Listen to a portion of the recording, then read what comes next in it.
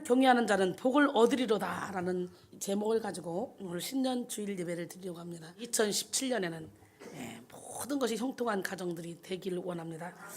시편 128편 1절로 6절 말씀 함께 보겠습니다. 여호와를 경외하며 그의 길을 걷는 자마다 복이 있도다.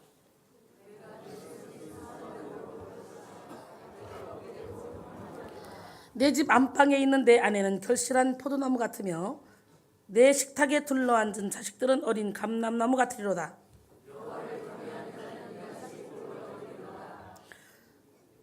여호와께서 시온에서 내게 복을 주실지어다. 너는 평생에 예루살렘의 번영을 보며 다같이 내 자식의 자식을 볼지어다. 이스라엘의 평강이 있을지로다. 할렐루야. 자식의 자식을 본다. 여호와를 경외하면 자손대대로 천대까지 복을 받는다는 그 주님의 말씀이 있잖아요. 그런 것처럼 여러분 자식의 자식을 볼 수 있는 은혜가 있길 원하고, 아직 태의 열매가 없는 사람들 하나님께 구해서 아브라함에게 100세에 사라 90세에 이삭을 줬던 것처럼 하나님 우리 가정에도 하나님이 예비하신 어린 아기를 주셔서 선물을 주셔서 하나님을 위해 멋지고 아름답게 키울 수 있도록 도와주세요. 그런 마음으로 함께 기도하며 열심히 우리 하나님을 경외하기를 바랍니다. 대망의 2017년 새해를 맞이했습니다. 특별히 올해는 1월 1일이 주일이어서요, 새해 첫날을 주일 예배로 온전히 주님께 드릴 수 있게 됐어요. 얼마나 감사한지 모릅니다. 이제 2016년이 완전히 지나갔어요. 그리고 2017년이 시작되었습니다. 우리는 옛 구습을 다 청산하고 새로운 영혼, 할렐루야, 새로운 마음, 새로운 몸으로 새로운 시작을 해야 됩니다. 새해가 좋은 것은 새롭게 시작할 수 있기 때문이죠. 지나간 과거 다 포맷시켜버리고 다시 한번 새해를 열어가는 우리 모두가 되기를 원합니다. 지금까지 죄악으로 잘못된 길을 걸었다 할지라도, 게으름과 미련함으로 후회스러운 길을 걸었다 할지라도 이제 지금부터 새로 시작하면 됩니다. 이전 것은 지나갔으니 보라 새 것이 되었도다 그랬어요. 할렐루야. 오늘 본문 1절은 여호와를 경외하며 그의 길을 걷는 자마다 복이 있다는 거예요. 새날을 맞는 우리는 여호와의 길을 걸어야 됩니다. 예수님이 가신 길을 가야 됩니다. 그 길은 좁은 길입니다. 그 길은 십자가의 길입니다. 그 길은 고난의 길입니다. 그 길은 철저히 희생의 길입니다. 불평의 길에서 돌아서서 감사의 길로, 교만의 길에서 돌아서서 겸손의 길로, 게으름의 길에서 돌아서서 부지런함 열정으로, 할렐루야, 미움의 길에서 돌아서서 사랑의 길로, 미련함의 길에서 돌아서서 지혜의 길로 걸어가야 됩니다.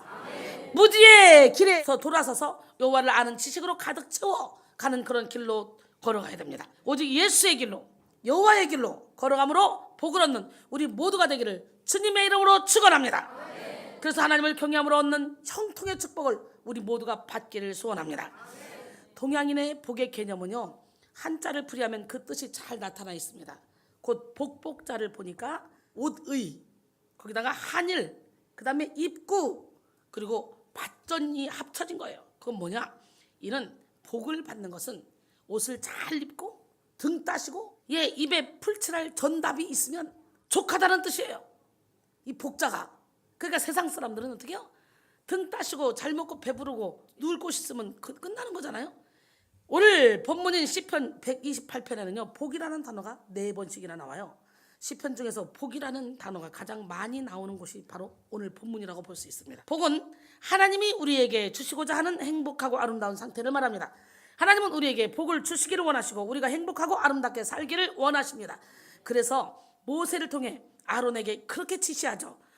민수기 6장 22절로 27절 보니까 여호와께서 모세에게 말씀하여 이르시되 아론과 그의 아들들에게 말하여 이르기를 너희는 이스라엘 자손을 위하여 이렇게 축복하여 이르되 여호와는 내게 복을 주시고 너를 지키시기를 원하며 여호와는 그 얼굴을 내게 비추사 은혜 베푸시기를 원하며 여호와는 그 얼굴을 내게로 향하사 평강 주시기를 원하노라 할지니라 하라.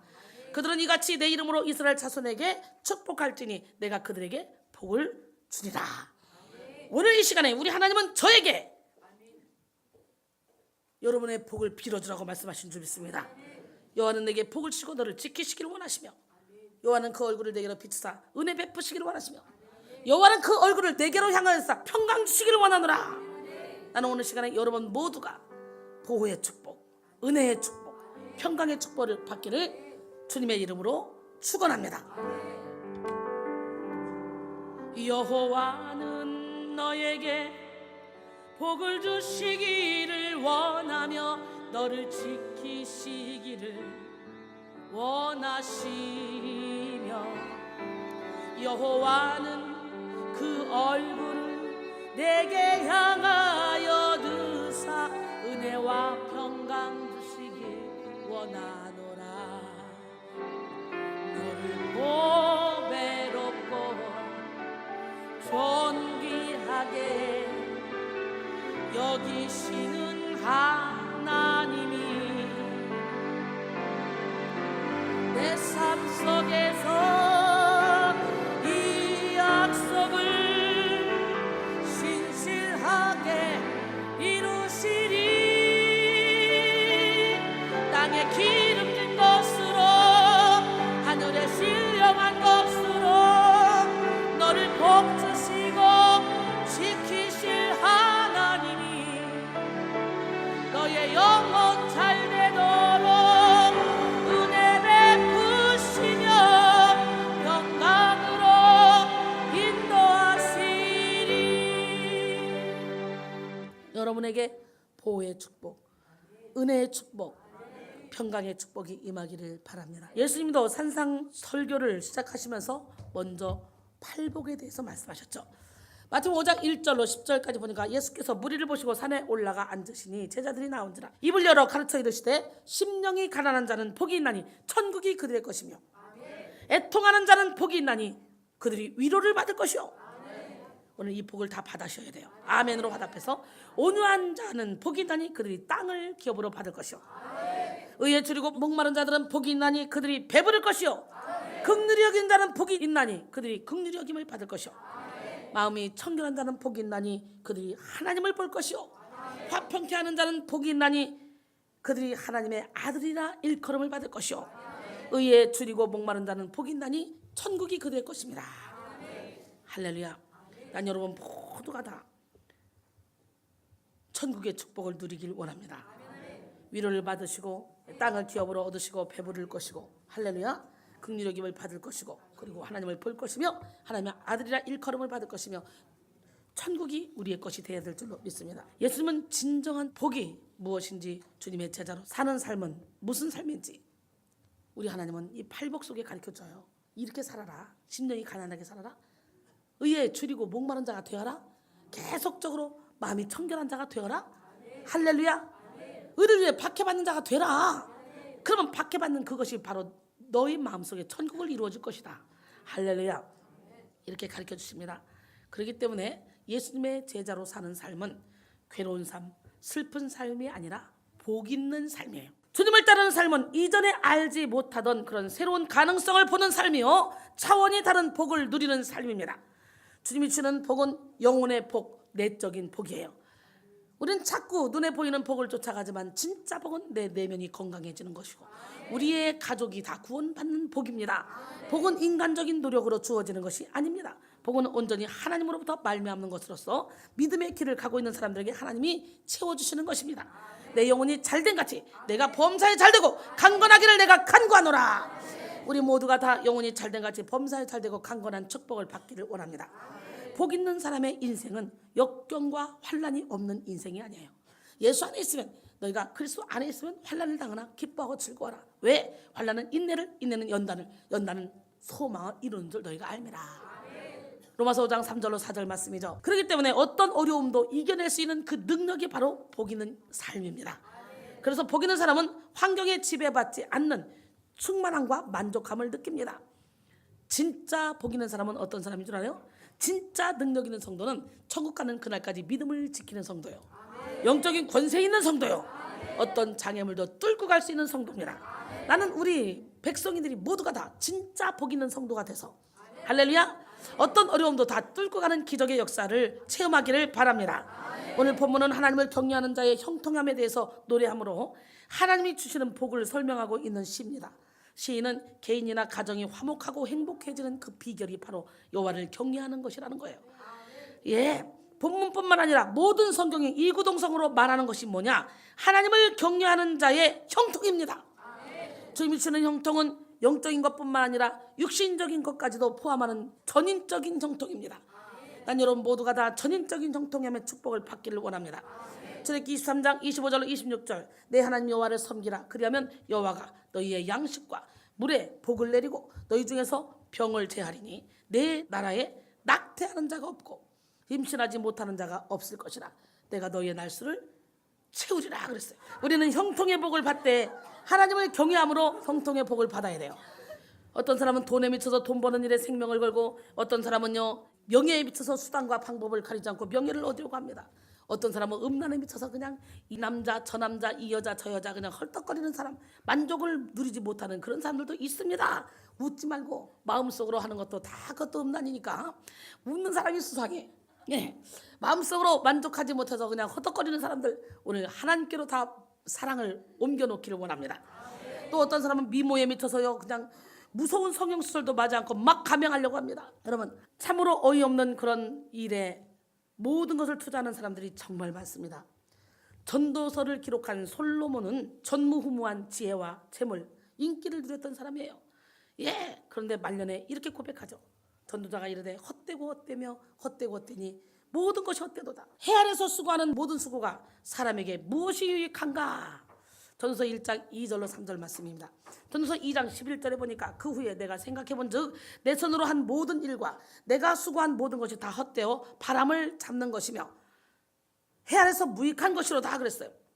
전도서 12장 1절로 2절 보니까 너는 청년의 때에 너희 창조주를 기억하라. 곧 곤고한 날이 이르기 전에 나는 아무 낙이 없다고 할 해들이 가깝기 전에 해와 빛과 달과 별들이 어둡기 전에 비 뒤에 구름이 다시 일어나기 전에 그리하라 그랬어요. 오직 여호와를 경외하는 것이 복받는 비결이 됩니다. 성도의 가장 큰 근본되는 삶의 자세는 하나님을 경외하며 그 뜻에 순종하는 것입니다.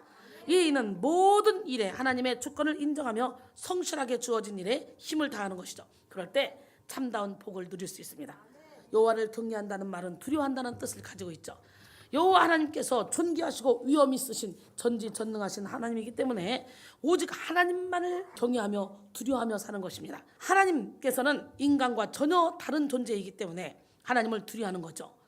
여호와 하나님께서 나의 주인 되시고 나는 그의 종임을 인정하게 될 때 온전히 여호와를 경외하게 됩니다. 생사화복을 주장하시는 하나님, 천지만물의 주인이 되시는 하나님, 모든 것을 아시며 또한 모든 것을 하시는 하나님이 나를 사랑하셔서 독생자 예수 그리스도의 생명을 주심을 믿는 것이 바로 여호와를 경외하는 것입니다. 우리가 예수 그리스도를 위해 사는 것이 여호와를 경외하는 것입니다. 이렇게 여호와를 경외하는 사람은 세상 어떤 것도 두려움이 없습니다. 사망도 두렵지 않습니다. 사망은 너희 쏘는 것이 무엇이냐? 사망이 쏘는 것은 죄요, 죄의 권능은 율법이니라 그랬어요.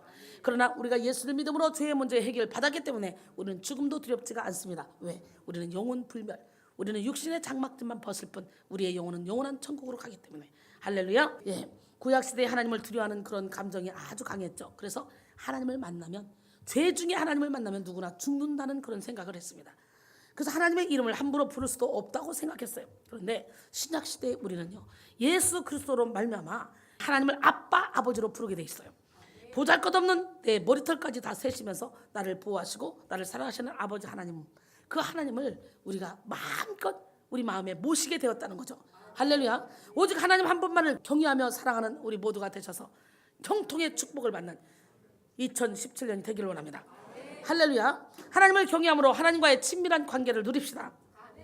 하나님을 깊이 경외함으로 복을 받는 우리 모두가 되기를 바랍니다.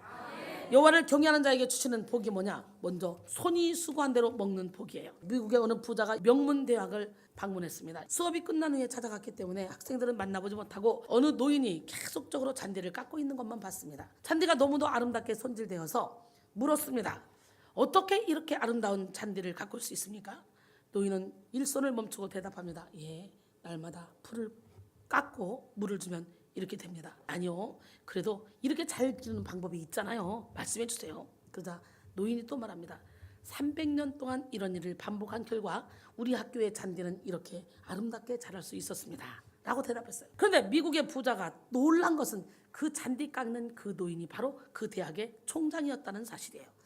예, 꾸준히 노력하고 땀 흘리며 인내하면 반드시 좋은 결과가 있다는 것을 말해주는 아름다운 그런 이야기죠. 독일의 철학자였던 임마누엘 칸트는 사람이 행복해지기 위한 조건을 세 가지로 말했습니다. 그가 말한 행복한 사람의 첫째는 뭐냐? 할 일이 있는 사람, 할렐루야. 둘째는 사랑하는 사람이 있는 사람, 셋째는 희망을 가지고 있는 사람. 어때요? 칸트가 말한 것처럼 여러분은 행복한 사람이야? 할 일이 있어? 사랑할 사람이 있어? 여기서 지금 걸리는 사람 많아. 하나님을 사랑하고 맨날 그 남자 여자만 자꾸 허덕대니까 하나님이 안 주는 거지. 칸트가 말한 대로 할 일이 있다는 것 자체가 복입니다. 그런데 대부분 사람들은요, 일하기를 싫어해요. 노동이 행복의 조건임을 알고 기쁨으로 일하는 사람은 많지 않아요. 근데 저는요, 이 일이 기쁨으로 해져요. 억지로 하는 것 같아요? 기쁨으로 신바람 나게 합니다. 죽지 못해 일을 하고 말하지 않아도 되는 그런 여건만 주어지면 일하지 않는 그런 사람들이 있어요. 주님 안에서 노동은요, 축복이에요. 하나님은 창세기 1장에서 천지를 만드시고 사람에게 복을 주시며 일을 맡기셨어요. 창세기 1장 28절에 보니까 하나님이 그들에게 복을 주시며 하나님이 그들에게 이르시되 생육하고 번성하며 땅에 충만하라. 땅을 정복하라. 바다의 물고기와 하늘의 새와 땅에 움직이는 모든 생물을 다스리라 하시니라. 그런데 인간이 죄를 지음으로 수고에 미치지 못하는 수확을 거두게 됐습니다. 하나님은 범죄한 아담에게 이마에 땀을 흘려야 먹을 것을 얻을 것이라고 말씀하시면서 수고의 고통을 허락하셨죠. 창세기 3장 17절 보니까 아담에게 이르시되 내가 내 아내의 말을 듣고 내가 내게 먹지 말라 한 나무의 열매를 먹었은즉 땅은 너로 말미암아 저주를 받고 너는 내 평생에 수고하여야 그 소산을 먹으리라 그랬어요. 그 이후부터 인간은 일하지 않으면 먹을 수가 없어요. 일하지 않으면 먹지도 말아요. 로마서 12장 11절에 보니까 부지런하여 게으르지 말고 열심을 품고 주를 섬기라 그랬어요. 여호와를 경외하는 사람은 손이 수고한 대로 먹는 복을 받게 됩니다. 일이 고통이 아니라 축복이 되는 것입니다. 여러분, 지금 여러분에게는 어떤 일이 주어졌습니까? 학생에게는 공부하는 일이 있고, 직장 생활을 하는 사람은 자신에게 맡겨진 임무가 있으며, 가정주부는 가정을 돌보는 일이 있습니다. 또 특별히 성도에게는 하나님이 주신 사명이 있습니다. 그러므로 일이 있다는 것 자체로 행복을 느끼시기 바랍니다. 그리고 일한 대로 거둬들이는 그런 복을 누리시기를 바랍니다. 데살로니가후서 3장 10절로 11절 우리가 너희와 함께 있을 때에도 너희에게 명하기를 누구든지 일하기 싫어하거든 먹지도 말게 하라 하였으니 우리가 들은즉 너희 가운데 게으르게 행하여 도무지 일하지 아니하고 일을 만들기만 하는 자들이 있다 하니 그래. 일 않고 일만 만드는 사람 꼭 있어요. 주방 가서도 일도 안 하고 계속 일만 만들어요. 막 벌려놓기만 해요. 그런 사람이 있어요. 회개할지어다. 잠언 12장 27절에 게으른 자는 그 잡을 것도 사냥하지 아니하나니 사람의 부귀는 부지런한 것이니라 그랬어요. 부지런한 사람이 부자가 되는 거예요. 복받지 못한 사람은요 100% 노력해도 50%, 60%, 70% 정도밖에 못 얻지만 복받은 사람은요 향방 없이 일하지 않고 초점을 맞춰 일하기 때문에 100배, 200배, 30배 열매를 맺게 돼요. 난 여러분 모두가 다 복받는 기적의 주인공이 되기를 원합니다. 손이 수고한 대로 먹는 복을 받은 사람은 100을 노력해서 100을 거두겠죠. 그런데요, 여러분의 영혼이 열심히 수고해서 하나님의 마음을 움직여서 얻는 축복은요 무한대야. 주님이 기뻐하시는 수고를 함으로 수고한 대로 먹는 복을 누리는 우리 모두가 되기를 주님의 이름으로 축원합니다. 자손 대대로 누리는 그런 또 가정의 복. 여러분, 체스털트는 자기 둥지를 틀지 않은 새가 완전한 새일 수 없듯이 자기 나라를 사랑하는 것 이상으로 자기 가정을 사랑하지 않는 사람은 완전한 인간이라고 할 수 없다 그랬어요. 이 말은 한 사람의 인생에 있어서 가정에 대한 성실한 만큼 중요한 일은 없다는 사실을 강조한 것입니다. 가정이 그만큼 중요하다는 거예요. 하나님께서 처음 인간을 지으셨을 때 우리는 분명 독립된 인간으로 창조되었습니다. 그러나 하나님께서는 우리를 사회로부터 단절된 외로운 한 개인으로 남겨두지 않으시고 작지만 참으로 중요한 가족 공동체를 만들어 주셨어요. 믿으십니까? 가족은 단순한 그런 생활 공동체가 아닙니다. 그래서 자손의 번성은 그 가족과 부족의 세력을 말해주는 것으로서 구약시대에 대단히 중시되는 복이었어요. 성경에서는 자손의 번성이 하나님의 복이라고 말하고 있습니다. 그래서 시편 127편 3절로 5절 보라, 자식들은 여호와의 기업이요 태의 열매는 그의 상급이로다. 젊은 자의 자식은 장사의 수중에 화살 같으니 이것이 그의 화살통에 가득한 자는 복이 있도다. 그들이 성문에서 그들의 원수와 담판할 때에 수치를 당하지 아니하리라 그랬어요. 이사야 44장 3절로 4절 보니까 나는 목마른 자에게 물을 주며 마른 땅에 시내가 흐르게 하며 나의 영을 내 자손에게 나의 복을 내 후손에게 부어주리니 그들이 풀 가운데서 솟아나기를 시냇가의 보들같이 될 것이라 그랬어요.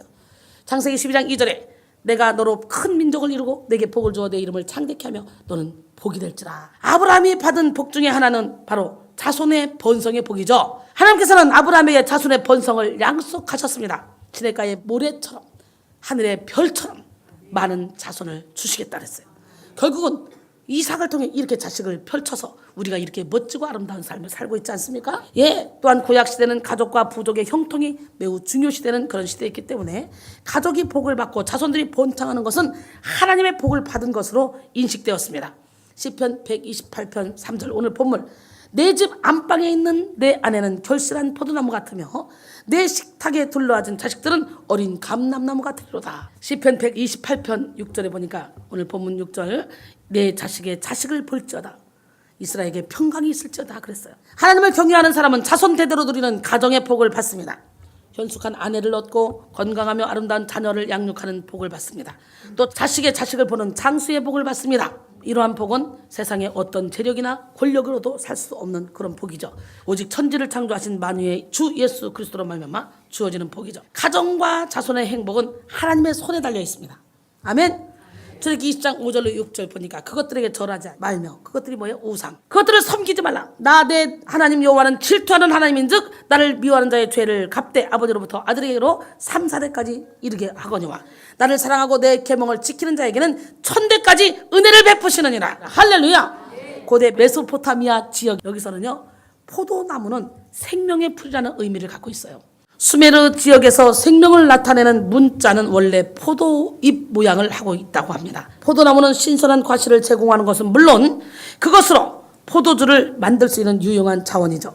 이러한 이유로 포도나무는 세대를 거듭하면서 가꾸어 왔으며 재산으로서는 상당한 비중을 차지했습니다. 그러므로 결실한 포도나무 같은 아내는 풍성한 생명력. 한편 감람나무는 고대 이스라엘 사람들에게 가장 귀한 나무 중에 하나로 간주된 것으로 나무 중에 왕으로 생각되었던 나무입니다. 감람나무는 열매가 많아서 포도나무와 함께 이스라엘의 주요 소득원이 되었습니다. 그래서 감람나무는 재산의 부요함을 상징하며 더불어 장수를 상징하죠. 잘 경작된 감람나무는 뒤틀린 몸체에 많은 가지가 달려있고요. 높이가 6m까지 자란다 그래요. 또한 이 나무는 천천히 자라지만 방해만 없으면 수백 년 동안이나 살 수 있고 그리고 계속적으로 열매를 맺힌다 그래요. 예, 죽어가던 나무도 젖부침을 통해서 다시 살아날 수 있을 만큼 생명력이 강합니다. 그래서 동양 사람들은 이 나무를 미, 힘, 축복 그리고 번영의 상징으로 생각했습니다. 그러므로 감람나무와 같은 그런 식탁에 둘러앉은 자식들은 부와 장수의 가능성에 복을 받은 가정을 뜻합니다. 여러분 모두가 여호와를 경외함으로 자손 대대로 이어가는 가정의 축복을 받기를 원합니다. 그러면 세 번째 복은 뭐냐? 영혼의 복과 국가의 복입니다. 록펠러는 미국 전체 석유의 95%를 독점했고 미국 경제의 1.53%를 차지했던 그런 세계 최고의 부자입니다. 그가 벌어들인 돈은요 지금의 자산 가치로 따지면 빌 게이츠의 3배가 넘는다 그래요. 록펠러는 인류가 자본주의 시대를 맞이한 이래 가장 많은 돈을 벌어들인 세계 최고의 부자입니다. 그는 33세에 백만장자가 됐고 43세에 미국의 최대 갑부가 됐고 53세에 최대 부자가 됐어요. 33살부터 10년 단위로. 할렐루야. 예, 33살 된 사람들 어떻게 백만장자가 돼보지 않을래? 43살 된 사람들 최대의 갑부가 돼보지 않을래요? 53살 된 사람 세계 최대의 부자가 돼보지 않을래요? 예, 그래서 영혼의 샘 세계 선교센터를 세계 최대의 아름다운 건물을 세워서 주간 영혼을 한꺼번에 살려야 될 거 아닙니까? 예. 그는 55세에 근데 불치병에 걸렸어요. 이 물질이 아무것도 아니라는 걸 깨달았죠. 그래서 그때부터 나눔의 행복으로 병을 이기고 98세까지 쫙 선한 일을 행하며 살아갔습니다. 지금도 뉴욕 시민들이 수도요금을 안 낸대요. 왜? 록펠러 재단에서 다 내주기 때문에. 록펠러의 축복은 어머니의 신앙 유산을 잘 물려받게 된 거라 그래요. 그의 어머니는 믿음이 좋은 어머니였습니다. 그의 어머니가 돌아가면서 아들 록펠러에게 11조를 꼭 드려라. 목사님 말씀에 항상 순종해라. 등의 10가지 유언을 남겼는데 그 중에 한 가지 가장 첫 번째가 뭐냐? 예배에 대한 것이었습니다. 그의 어머니는 아들 록펠러에게 너는 예배 30분 전에 도착해서 언제나 맨 앞자리에 앉아서 하나님께 가서 정성껏 예배를 드려라. 이런 유언을 했습니다. 록펠러는 예배에 성공한 사람이에요. 예배의 성공자가 인생의 성공자입니다. 시편 128편 8편 5절 오늘 본문 말씀, 여호와께서 시온에서 내게 복을 주실지어다 너는 평생에 예루살렘의 번영을 본다 그랬어요. 이 말씀은 영혼의 복과 국가의 복을 함께 말씀하고 있는 거예요. 하나님께서 시온에서 복을 주실 것이며 성도는 평생에 예루살렘의 복을 본다고 말하고 있습니다. 이 복은 어떤 복보다 더욱더 귀중한 복입니다. 일의 형통이나 가정의 복은 이 세상에서 누리는 것이지만 영적인 복은 영원한 것이기 때문이에요. 시온은 하나님의 성전이 있는 곳입니다. 하나님의 성전이 있는 곳에서 예배를 드리면서 시온의 복을 영원토록 받는 우리 모두가 되기를 원합니다. 하나님은 성전에 임재하시고 하나님의 백성들은 그 성전에서 하나님을 만나고 하나님의 말씀을 받습니다. 그래서 이스라엘 백성들은 그 시온의 복을 누리기 위해서 예루살렘 성전을 향하여 먼 여행길을 순례하며 갔습니다. 시온에서 성전에서 하나님께 복받기 위해 순례한 것이죠. 시온의 성전에서 성도는 예배합니다. 성전에서 예배하는 것이 성도가 누리는 최고의 축복입니다. 성전에서 예배할 때 성도는 자신들의 지나온 삶을 회개하며 죄사함을 받게 됩니다. 그리고 예배를 통해 자신들의 시간, 노력, 물질을 하나님께 드리게 되죠. 그리고 하나님의 말씀을 받습니다. 주님께서 주시는 새 힘을, 주님께서 주시는 새 권능을, 주님께서 주시는 알 수 없는 그런 사랑을 받습니다. 영혼이 하나님께로부터 치유를 받고 내적인 삶이 하나님께로부터 위로를 받고 새로운 힘을 얻게 되는 것입니다. 예배를 통해서 하나님의 놀라운 힘을 얻게 될 때 그 힘은 세상 속에서 새로운 삶을 창조해 나갈 수 있는 힘이 될 줄로 믿습니다.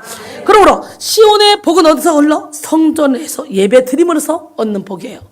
성전에서 예배 드림으로써 얻는 복, 시온의 복. 하나님을 경외하는 사람은 영과 진리로 하나님을 예배하는 것을 인생 최우선으로 생각하죠. 그래서 예배를 통해 복을 받죠. 2017년에는 더욱더 예배를 사랑함으로 시온의 복을 받는 여러분 모두가 되기를 원합니다. 또 본문 5절 하반절에서 말하는 예루살렘의 복은 국가의 복을 말하는 국가의 복. 예루살렘은요 신앙의 중심이면서 동시에 국가의 중심지어 정치의 중심지였습니다. 예루살렘으로부터 법이 나오고 왕권이 나왔어요. 그리고 온 이스라엘을 다스렸습니다.